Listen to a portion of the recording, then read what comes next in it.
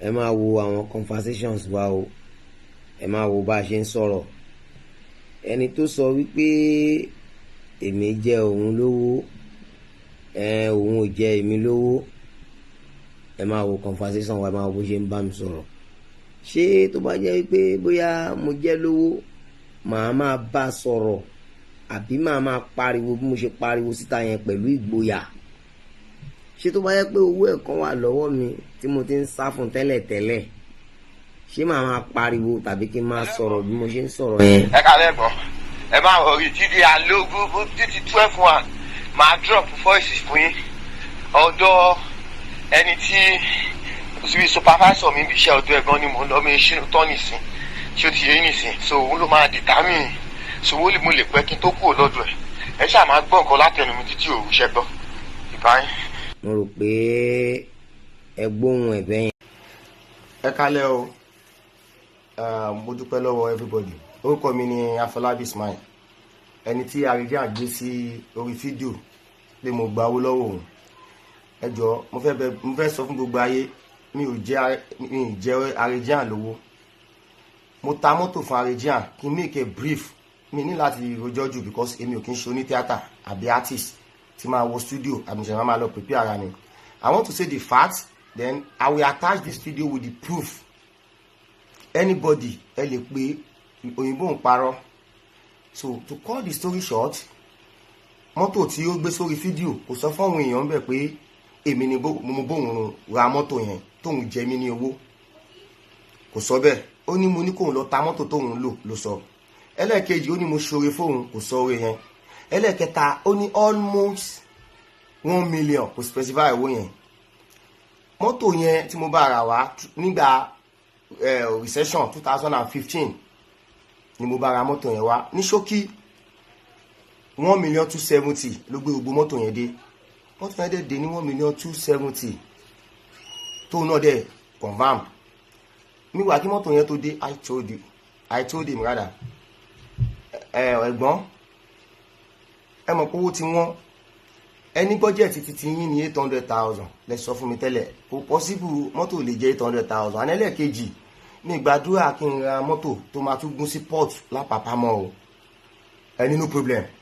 ẹ fẹ́ ṣe show ní birthday àti tó pe pàṣẹ máa ń gbà yẹn pé ó dẹ̀ ní mọ́tò méjì kan, ìkan ó ti gbòòrò pátápátá, ìkan ṣe ń rí yẹn tì, ìyẹn náà ní táyà bla bla. Mọ́tò àlòkù ni kò ń ṣe tòkunbọ̀ ló ń lò ń gbà yẹn. Mọ́tò tó gbé sí kíní yìí mi kọ́kọ́ ra tòkunbọ̀ fún nígbà yẹn. Mo dẹ̀ ní òkè lọ́rọ̀ kan mọ́tò méjèèjì tó tà àti gbogbo owó tó fún mi lápapọ̀ kí n má take time is 700,000 then. Àtìgbà tó ti gbé mọ́tò lọ, ẹ̀gbọ́n yìí kò bójú ẹ̀yìn mọ́ o. Mo pè níjọ́ kan tí mo nídìí mọ́tò Nàìjíríà, máa ń sọ fún mi pé òun wà ní location ní Jẹ̀bú, bí tọ́lọ́run ti máa mú di sí yìí mi sọ fún. Mo lọ ṣe transaction ní area Kollington side yẹn ní FCMB bank. Mo rí inú traffic ìyẹn kí yẹn lọ bẹ́ẹ̀. Mo wá ń dẹ́ pé a kó sí mi lọ́wọ́. Ọ̀tọ̀ ni kí n fún yàn kan, ọ̀tọ̀ ni pé ẹni yìí ó fẹ́ rẹ́ mi jẹ. Kò tí wá ṣe tó fẹ́ rẹ́ mi jẹ lásán, ẹni tí mo gbé mọ́ra True Alhaji Tẹ̀kọ̀yé tí mo gbé wá sí ìlú yìí nígbà yẹn tó ṣaláìsí lẹ́jọ́ mẹ́ta ẹ̀kọ́ náà bá mi foríjì wọn. Àwọn ló jẹ́ kí n mọ̀ ní Sharp Corner Hotel ní Yànà Pájà. Òun àti ọ̀rẹ́ ẹ̀ kan Ayékọ́ndú.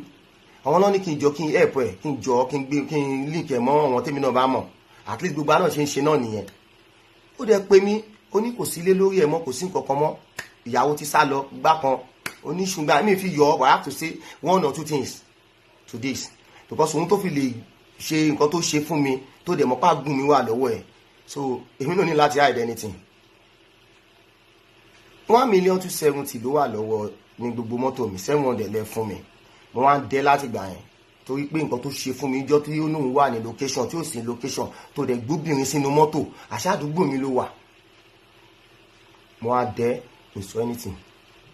láti gbà yẹn. Nǹkan tí mò ń send yìí, màá send document mọ́tò yẹn, doc receipt. Gbogbo ẹni tẹ́ bá wà l'Amẹ́ríkà ẹ confirm, ẹni tẹ́ bá wà lẹ́fíwé ẹ pè kẹ́ call. Then kí n tó finalize, gbogbo ẹ̀yin tí ẹ conclude tẹ́ gbọ́ ti tèmi, tẹ́ ẹ̀ ń ṣépè fún ọ̀tá yín àtọ̀tá mi, mo tara yín sin Ọlọ́run, mo tọrọ ìdáríjì ẹ̀ṣẹ̀ fún yín because kò rí bẹ́ẹ̀. Mo dẹ̀ dúpẹ́ lọ́wọ́ ẹ̀yin tó yẹ pé ẹ gbọ́ ti ọ̀dọ̀ mi náà bóyá arọ́ bóyá òótọ́ àti ẹ̀yin tẹ́ advice mi pé kí n ṣàwà ṣe kí n jáde síta because náà nǹkan tí mo fi jáde síta ni pé àwọn tó jẹ́ witness mi àwọn náà ok kí n ṣàjáde tí n bá jáde àwọn ò lè jáde. In a nutshell, gbèdé 2018 máa screenshot WhatsApp yẹn sí yín ó kọ̀ ta sí mi, mo kọ̀ rí fọ́tò kan ní Babadélé Odùlélé ṣé àtàìmí ní bẹ́ẹ̀ de wọn ni mi tẹ́ mọ̀ tèèyàn tí pòrò ni ó send kíní yẹn nínú ó ṣáà jẹ́ pé mọ̀ pé bàbá òun fẹ́ ta mọ́tò mi mọ́tò tó ń lò yìí pé òun fẹ́ ta òun fẹ́ rà mí ẹ̀yin náà lè bá mi ṣe nǹkan kan. Meanwhile nígbà tí mo gbé mọ́tò yẹn fún báyẹn kò sówó lọ́wọ́ mi ó wá náà ń bímọ mo tún lọ bí ẹ̀ lábẹ́kúta bóyá màá tẹ̀ tó rí bóyá tó rí nǹkan kan ó introduce àwọn colleague ẹ̀ kọ̀ọ̀kan fún mi pé ẹwù ẹ tó gbé mọ́tò fún mi lélẹ́yìí o àwọn náà kọ̀ọ̀kan yẹn náà máa rántí ní ọdún yẹn lọ́hùn that was 2016 tí màá ṣe mistake. Ọlọ́run wá bá mi tì wá náà tún fẹ́ ra mọ́tò mi ó fẹ́ ra mọ́tò mi tó tún máa dáwó kélekèlé tó tún ní sanwó fún mi torí mi jẹ́ Lanre Shitu Motors bó ṣe wá nìyẹn ló bá ní àṣà conclude that was 2000 between 18-19 yẹn ṣá ó wá send owó sí mi gbogbo tó yàtọ̀ sí kélekèlé ó jẹ́ 680 mo ní mo fẹ́ ta mọ́tò 1,8 million oníwàrà 1,550,000 mo dẹ̀ ní òkè pípé wàá fún mi ní kò lè fún mi balance mi pẹ̀lú ẹ̀ mọ́ mo ní òkè ó ní but torí kò sí bí ẹlẹ́dẹ̀ wa mi bá gbogbo wọn tí n bá sọ ẹ má believe mi o ẹ má trust mi o bọ̀ ẹ fa gbogbo tó kù lọ́lọ́run lọ́wọ́ ó dẹ̀ sọ fún mi ó ní òkè wàá lè fún mi lówó mi àmọ́ ẹni tẹ́ ṣe rántí mi àwọn tiẹ̀ dá ní ṣókí wọ́n tó fẹ́ ra mọ́tò tó tún sanwó kélekèlé ò tún sanwó on time ibẹ̀ mo ti wá pé àlàyé ó tún bá kọ̀ bọ̀ kí má máa fọ́rọ̀ gùn kí má gba táìmù yín mi wá mítọ̀ pẹ̀lú mọ́tò yẹn fún àwa kọkú lórí kí n refund ẹ wọ́n ní máa yọ 570 mi o ló bá ní kí ni ìgbà kan ó bá sàmúlò ẹ̀gbọ́n máa yọ 570 mi o wọ́n ní kò ṣe 570 200 lọ́wọ́ jẹ́ mi máa ṣàyẹ̀wò tèmi o a sọ̀rọ̀ lórí agúnjọ́ yẹn ni the next thing this year ni mo tún wá rí fásitì yìí o that was early March or late February precisely on the 10th of March tó lọ tán yìí ó kọ fídíò tó gbé fún ẹ̀yìn yìí ó ti fi threatening mi tó send ẹ̀ sí mi personally bó ṣe send ẹ̀ sí mi yẹn náà ìpò ti send ẹ̀ bí sí ọ̀hún bí méjì tó jọ mẹ́mí àti ẹ̀ àwọn yẹn ń pè mí lọ́wọ́ mi ti wo fídíò yẹn tán pé Bọ̀sún ó gbé àṣàbó ti gbé sí ni àwọn yẹn bá ní tí n bá ti sanwó lọ́ọ̀dì 25 kí n wo fídíò yẹn pé ó máa gbé síta o mo ní ó gbé mi síta mo ní proof gbogbo email gbogbo everything wà doc receipt wà tó fi jẹ mí lówó tẹ́yìn náà wọn tó dẹ̀ fẹjọ́ sùn tó mọ̀ pé ó jẹ mí lówó tọ́wọ́n náà mọ̀ tóun náà sọ fún wọn tó mọ̀ but torí pé àárín wọn ò dàrú àwọn èèyàn ní láti máa mọ much nígbà yẹn now wá ní March 10 tó send fídíò yẹn wá àwọn ẹ̀dẹ̀ ti advice mi pé kí n dáwọ́ ẹ̀ padà fún pé ẹni tí mò ń help tó fi lè ṣerú fídíò yìí threatening yìí kò dá èèyàn lè ṣèyàn lè ní kó padà tó tún padà help ẹ̀ lọ́la pé wọ́n ẹni yìí kí n pay off compare tó nǹkan tọ́wọ́ ènìyàn náà ti sọ fún mi nígbà yẹn nínú àwọn èèyàn pé àwọn ẹni tí mo bá ṣe yìí ingrate ni wọ́n nǹkan tó bá ń jẹ lọ́wọ́ lọ́mọ mo pẹ́ ta ti jọ ń sùn tájọ́ ń jí mo wà ń lo òyìnbó ilé tí ó ń gbé 250,000 ní máa ń san bẹ́ẹ̀ ó gbé bẹ́ẹ̀ pé more than 4 months ló fi gbé nulẹ̀ yẹn ó tún máa ń dé ó ní extra kì mí lọ́wọ́ mo dẹ̀ wá lo òyìnbó dẹ̀ sanwó lé títí ẹ̀ mo ní aláyé mi ìnáwó lọ́wọ́ March ní on the 25 March tó lọ yìí fún mi di ending according to advice sọ́wọ́n èèyàn fún mi ó ní okay no problem nǹkan kan unfortunately March 16 ni ìlú tí mo wà láìláńd bí báyìí March 16 ni a stop iṣẹ́ kò síṣẹ́ mọ́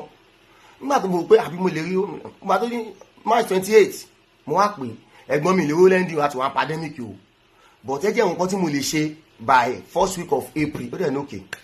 mo wá wò pé àwọn tó bá mi sọ̀rọ̀ kó má dàbí pé àbí mo kọ̀rọ̀ sí wọn lẹ́nu